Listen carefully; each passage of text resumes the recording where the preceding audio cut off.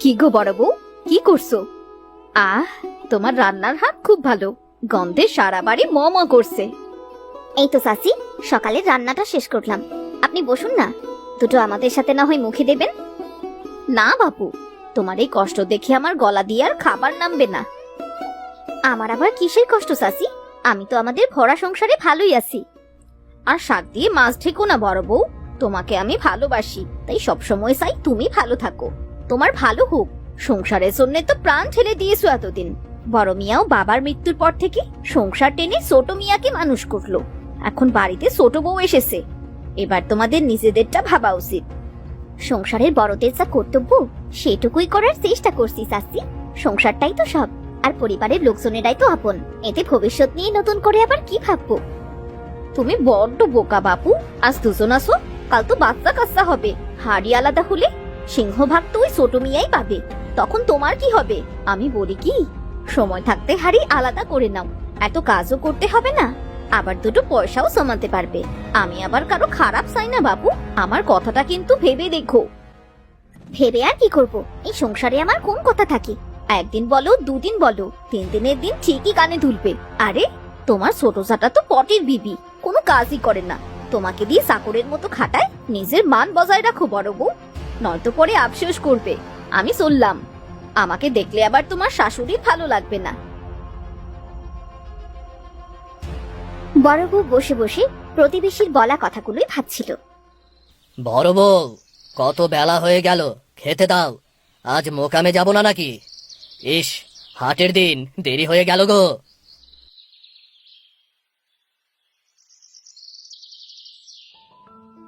তুমি বসো না, আমি খেতে দিচ্ছি এক্ষুনি। আমাকে একা খেতে দেবে কেন? ভাই আর মা কোথায়? এত বছর ধরে এসেছো, তবুও বুঝতে পারোনি আমি একা খাবার খাই না, মা আর ভাইকে ছাড়া।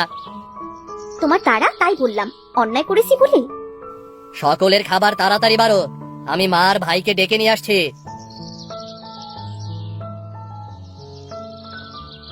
বড় বউ, তোমার কি কিছু হয়েছে? মুখটা অমন শুকনো কেন লাগছে? না না মা, কিছু হয়নি। আপনি খেয়ে নিন তো। তার ছোট বউকে দেখছি না, সে কোথায়? ও তো পুকুর পাড়ে কাপড় আর বাসন ধুতে গেছে, কিছুক্ষণের মধ্যেই ফিরে আসবে। শোনো, আমি পাশের গ্রামে আমার বোনকে দেখতে যাব, ফিরবো 2 দিন বাদে। তুমি সংসারটা দেখে রেখো বড় বৌমা, যাওয়ার পথে ছোট বউয়ের সাথে দেখা করে যাব। ওদিকে পুকুর পাশে বসে কাপড় কাটছিল ছোট বউ। প্রতিবেশী পাখি চাচি সেখানেও গেল কান ভারী করতে। হায় হায় রে, সোনার প্রতিমার একই হাল। অমন সুন্দর বউ ঘরে আনলো, তাকে খাটিয়ে খাটিয়ে কি কয়লাটাই না বানিয়ে দিল। এই দৃশ্য চোখে দেখা যায় না। ও চাচি, আপনি তা পানি নিতে এসেছেন বুঝি? না গো, তোমাকেই দেখতে এলাম। একজন কি সুন্দর করে বসে বসে খুন্তি নাড়ছে, আর বাড়ির সকল কাজ তোমায় দিয়েই করাচ্ছে। আর করাবেই না কেন বাপু? তোমার ওই যা তোমাকে দুচক্ষে দেখতে পারবে না। কি বলছেন কি এসব? শোনো, আমি কখনো ব্যাঠিক কথা বলি না। সে তো আসলে তার পিসির মেয়েকে ঘরের বউ করে আনতে চেয়েছিল, 2 বোন রাজত্ব করবে ভেবেছিল, কিন্তু তুমি আসাতে তার আশায় ছাই পড়েছে, তাই তো তোমাকে দিয়ে এত খাটায়। শোনো, সময় থাকতে নিজেরটা বুঝে নাও, নয়তো আফসোস করবে। আমি আবার কারো খারাপ দেখতে পারি না, বুঝলে? জমি জমা আলাদা করে, হাঁড়িটাও আলাদা করে নাও। কাল তোমার ছেলে পুলে হবে, বড় বউয়ের তো কোলে কিছু নেই, ওর হাতে খেলে তোমার কিন্তু বাচ্চাও হবে না, এই বলে দিলাম। এইসব আপনি কি বলছেন? আমি তো... ওরে বোকামি, নিজের ভালো তো পাগলেও বোঝে, আর তুমি বুঝতে পারছো না? আর শোনো বউ, তোমাকে আমি ভালোবাসি, তাই তোমার ভালো চাই, আর সেজন্যই তোমায় কথাগুলো বললাম। আমার কথা আবার কাউকে বলো না, জানো? চলি গো। সেদিন সারাদিন ছোট বউ মুখ ভার করে রইল, বড় বউয়ের সাথে কোনো কথাই বলল না, এমনকি কিছু খেলেও না।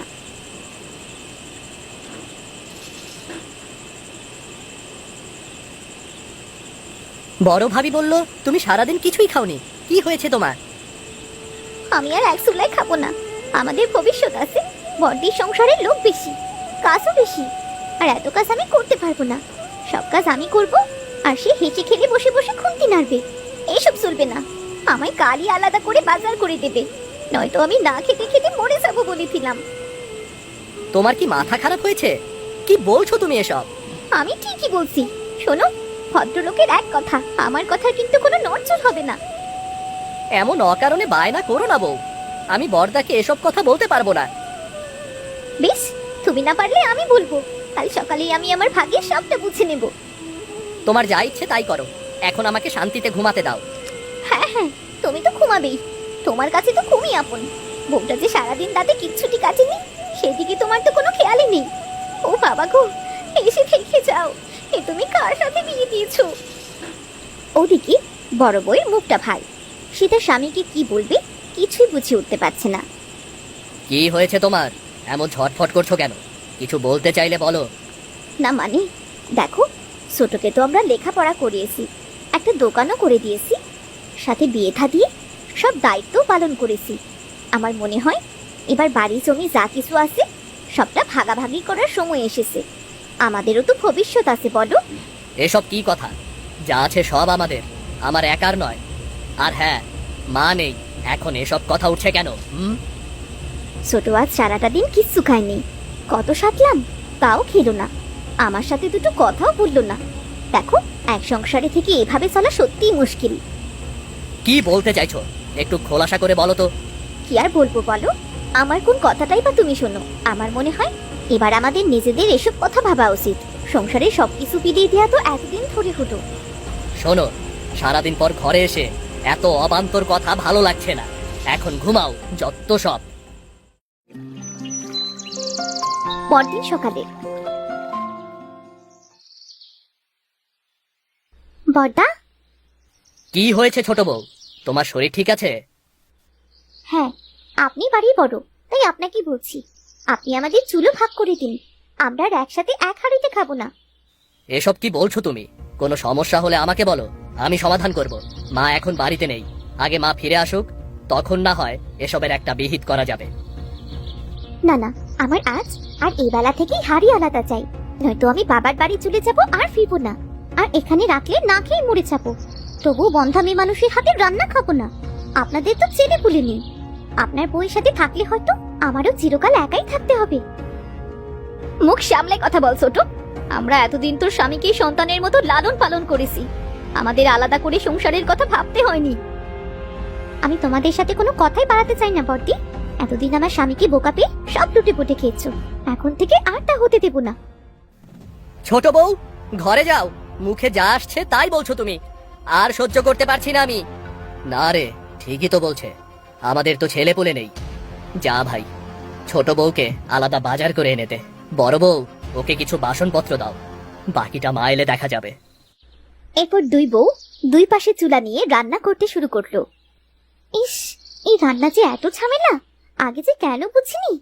ইস, এ মা, তরকারিতে তো আমি নুন দিতেই ভুলে গেছি। হাঁড়ি পাতিল ধুয়ে ধুয়ে কাপড় মেলে আসতেই বেলা পেরিয়ে গেল।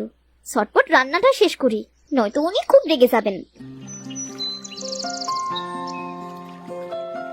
2 দিন পর শাশুড়ি বাড়ি ফিরে এলেন, আর এসব দেখে তিনি খুব রেগে গেলেন। তোমাদের সাহস আর বুদ্ধি দেখে অবাক হচ্ছি আমি। তোমাদের হাড়ি আলাদা হলো কেন? তোমরা দু ভাই কেন চুপচাপ ওদের অন্যায় আবদার মেনে নিলে? হাড়ি আলাদা হওয়া দোষের কিছু নয়, কিন্তু আমার পরিবারে এমন দিন কেন এলো? আমি তোমাদের এই শিক্ষা দিয়েছি। কি করব মা, ছোট বউ তো বাড়ি ছেড়ে চলেই যেত, আর কোনো উপায় ছিল না। তার চেয়ে কটা দিন যাক, ওরা নিজেরাই নিজেদের ভুল বুঝতে পারবে।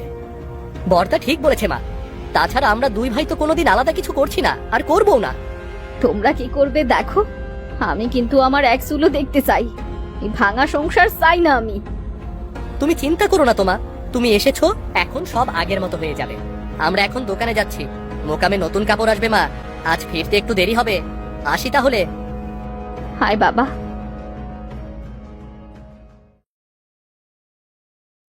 সেই দিন জ্বরে ছোট বউ বিছানায় পড়ে রইল, তার স্বামী তার মাথায় পানি দিচ্ছিল। কি হয়েছে ছোটুর?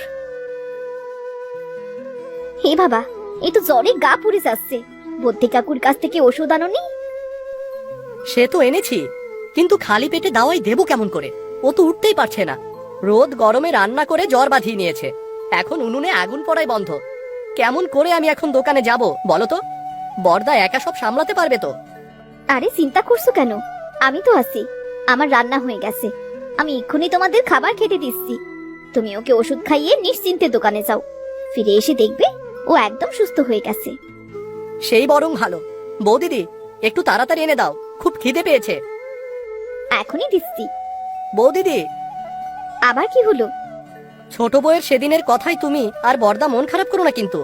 ও এমনি মুখে যাই বলে বলুক, কিন্তু মনের দিক থেকে কিন্তু মন্দ নয়, আমি সেটা জানি। বড়দের এত কিছু মনে রাখতে নেই। আর এত বছরে সব গা সওয়া হয়ে গেছে।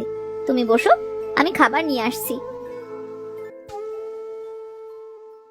কয়েকদিন পর। এ কি দাদা, আপনি এমন করে বসে কাঁদছেন কেন? বড়দি কি ঘরে নেই? তার বড্ড শরীর খারাপ ছোট বউ। আজ কটা দিন কিছুই খাচ্ছে না, সারাদিন মাথা নিয়ে পড়ে থাকে, বমি করে। বদ্যি কাকাও গ্রামে নেই, কি যে করি। কি বলছেনটা কি? এতে আবার বদ্যির কি দরকার? আমাদের বাড়িতে যে ছোট্ট সোনার পা পড়তে চলেছে, এই সময় এমনই হয়। এমন চলতে থাকলে মা আমি কি খাবো?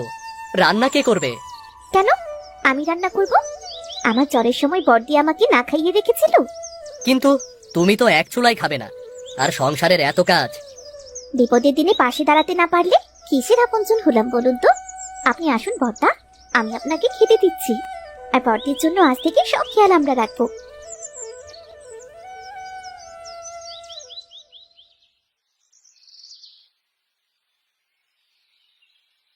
তা ছোট বউ, পাখির বলা কথাগুলো তোমার মাথা থেকে এতদিনে বেরিয়ে গেছে? মা, আপনি কেমন করে জানলেন? আমার মাথার চুলগুলো কিন্তু এমনি এমনি পাকেনি ছোট বউ। সেদিন পুকুর পাড়ে আমি তোমার সাথে পাখিকেও দেখেছিলাম। শোনো ছোট বউ, প্রতিবেশীরা আমাদের আপনজন ঠিকই, কিন্তু সব প্রতিবেশী নয়। একটা সম্পর্ক ভাঙা সোজা, কিন্তু গড়তে অনেক সময় লাগে। আমি চাই না আমার বাড়িতে দুই বউ আলাদা সংসার করুক। আমার দুই বউয়ের একটি চুলাই থাকবে, তারা মিলেমিশে থাকবে। তোমরা দুইজন বোনের মতো, শত্রু তো নও। আপনি ঠিকই বলেছেন মা। সেদিন পাখি চাচি আমাকেও ভাগাভাগি নিয়ে এমন সব কথা বলে গিয়েছিল, তাই আমিও ছোটর কথায় মাথা ঠিক রাখতে পারিনি। আমায় ক্ষমা করে দেবেন মা। আমি বাড়ির বড় বউ হয়েও সংসারটাকে এক সুতোয় বেঁধে রাখতে পারিনি। আমারও ভুল হয়েছে মা। আমি বড়দি ও বড়দার সাথে খুব খারাপ ব্যবহার করেছি। আপনারা আমায় ক্ষমা করে দিন। ভেঙে দিলাম, আজ থেকে অদৃশ্য ভাগাভাগির দেওয়াল ভেঙে দিলাম। আজ থেকে দু বউয়ের একই চুলা হলো। এটাই তো চাই, আমার দুই বউ দুই রত্ন। তোমরাই আগলে রাখবে আমার সংসার। আর যে আসছে সে যেন একতা দেখেই বড় হয়। সে চেষ্টাই করব মা। আর শোনো, কারো কথায় কান দিয়ে নয়, বিচার করবে নিজের চোখে দেখে এবং নিজের কানে শুনে। এবারের মতো আমি তোমাদের ক্ষমা করলাম ঠিকই, কিন্তু এমন ভুল আবার করলে শাস্তি কিন্তু পেতেই হবে, কঠিন শাস্তি। ঠিক আছে মা, তাই হবে। আপনি বসুন না, আমি সকলের জন্য খাবারের ব্যবস্থা করছি। চল ছোট, আমিও তোকে সাহায্য করছি। যাক বাবা, এতদিনে রেশারেশি বন্ধ হয়ে ঘরে শান্তি এলো। কি শান্তি লাগছে এখন।